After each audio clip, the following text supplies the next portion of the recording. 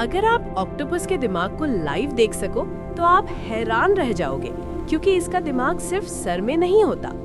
ये क्रीचर अपने 8 हाथों से अलग अलग सोच सकता है, मतलब एक ही वक्त में 8 डिसीजंस।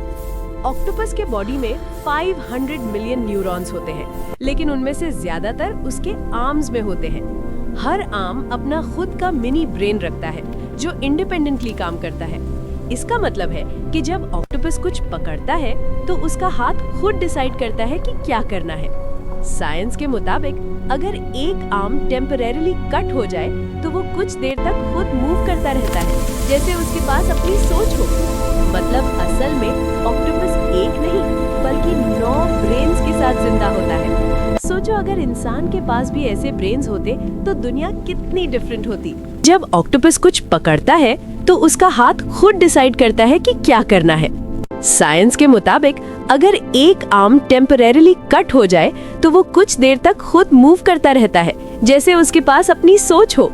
मतलब असल में ऑक्टोपस एक नहीं बल्कि 9 ब्रेन्स के साथ जिंदा होता है।